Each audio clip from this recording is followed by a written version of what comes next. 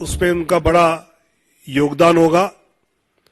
उन दोनों का भी मैं स्वागत करता हूं और सिविल सर्विस छोड़कर फील्ड में आने का जो निर्णय परमपाल कौर दीदी ने किया है उसके लिए मैं उनका अभिनंदन भी करता हूं और दोनों का मन से स्वागत करता हूं। दूसरे दिन भाजपा की सदस्यता ग्रहण कर रहा हूं, गौरवान्वित हूं और एक युवा होने के नाते जो मोदी जी का विजन 2047, नड्डा जी, अमित शाह जी और पूरा बीजेपी परिवार जो विजन, उनका जो सपना है देश के लिए, एक भारतीय नागरिक होने के नाते कहीं ना कहीं दिल में हुआ कि हमको भी इसमें अपना योगदान देना चाहिए और किसी भी प्रकार की अपेक्षा के बिना सिर्फ देश के लिए कुछ करने की भावना है दिल में, उस नाते आज यहां पे मैं ज्वाइन हुआ हूं और विश्वास दिलाता हूं हमेशा ईमानदारी से 15 साल तक जो भी जहां पे मैं था, जो काम मुझे दिया गया, दिल से काम किया,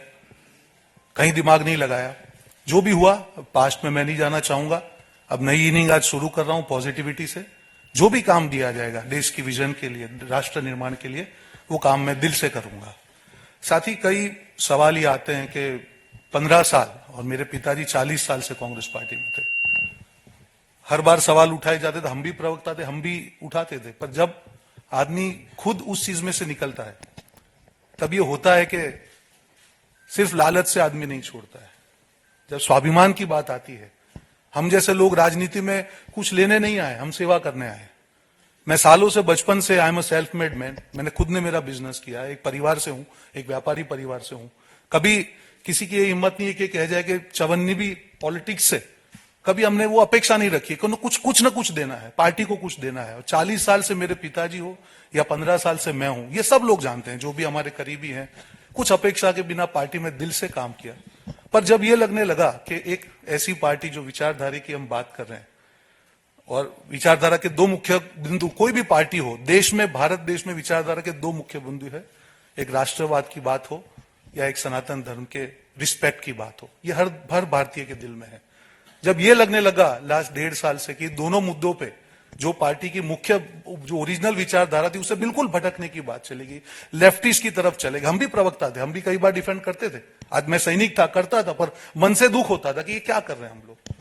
आज हम राम मंदिर की हम बात कर रहे हैं, ठीक है, आज आप बोल रहे हैं कि सुप्रीम कोर्ट में हम लोग ऑर्डर का सम्मान करते हैं, आप क्यों नहीं जाएंगे? अगर सुप्रीम कोर्ट के ऑर्डर का सम्मान करते हैं, कोई नहीं जाने की कोई बात नहीं थी। तो जब तक विरोधाभास रहेगा, विश्वसनीयता नहीं रहेगी। ये मैं आपको दावे से कह रहा हूं कि जिस प्रकार से लास्ट 1.5-2 साल में, मैं किसी आज व्यक्तिगत टिप्पणी में नहीं करूंगा, पर जो एक कम्युनिकेशन स्ट्रेटेजी, एक मैसेज जो पीपल में जो देना होता है कि आपका विरोधाभास कितना है। जो हमारे एक हैं, जो थे कम्युनिटी, जिनके नाम में राम है, वो सनातन के जब अपमान हो रहा था तो हमको यह कहा गया कि आप चुप रहिए। देश के नाम का एक गठबंधन बनाया गया, पर उसमें देश विरोधी ताकतों को जोड़ा गया।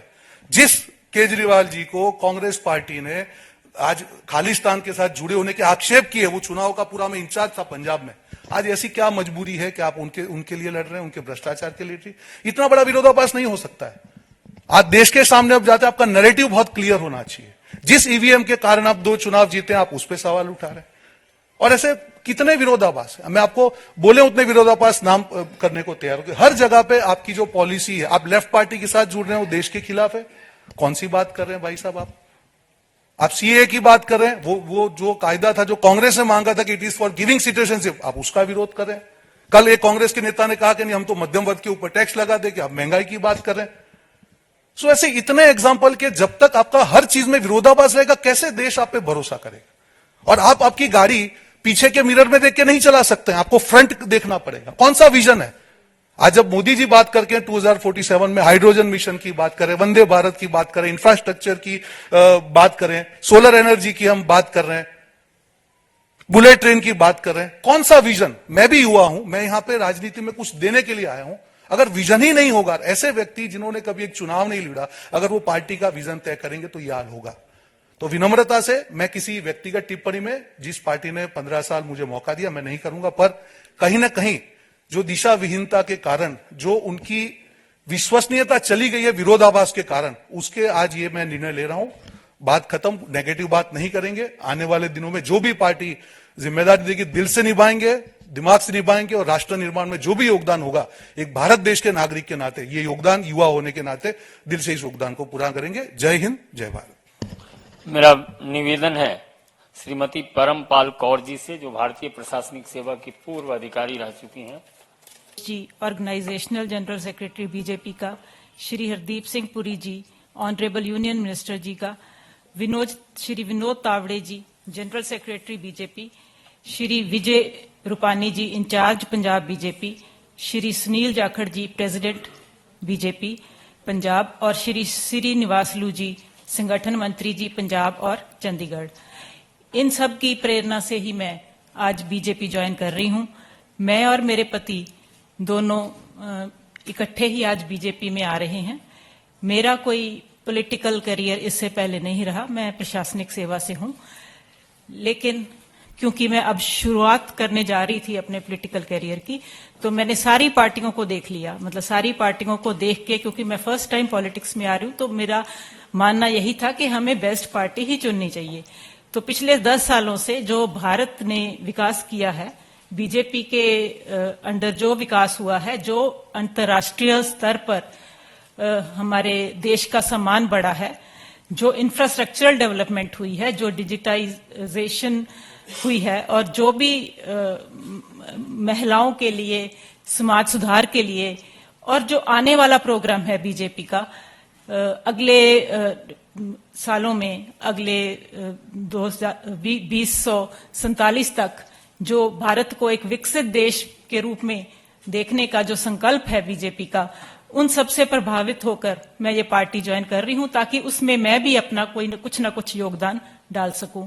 मुझे किसी और पार्टी का कोई खास भविष्य भी नहीं नजर आता, और उनका कोई विजन भी नहीं नजर आता कि वो, उनका विजन कुछ चुनाव जीतना हो सकता है, जिसमें भी वो लगता है कि किसी भी प्रकार से सफल नहीं हो पाएंगे, क्योंकि उसके आसपास भी वो नहीं है।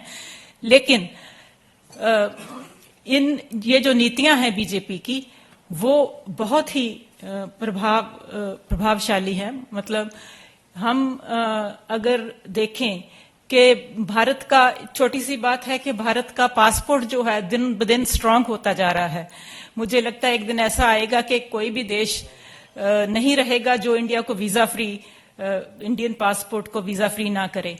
तो इन सब को देख के मुझे लगता है कि भी इससे ज्यादा हो भी क्या सकता है। कोई भी ऐसा फील्ड नहीं है जिसमें बीजेपी ने काम नहीं किया। महिलाओं के लिए, बच्चों के लिए, स्वास्थ्य के लिए, शिक्षा के लिए, हर तरह, हर फील्ड में काम किया है, हर वर्ग के लिए काम किया है, और इन सब से प्रभावित होकर अपने देश का भविष्य सुंदर और अच्छा बीजेपी के हाथों में देखकर मैं ये पार्टी ज्वाइन कर रही हूं। बहुत बहुत धन्यवाद आप सबका यहाँ आने के लिए, और बीजेपी के मंत्रीगण और इंचार्ज श्री विजय रूपानी जी का, जिन्होंने आज मुझे पार्टी में शामिल कराया है। धन्यवाद।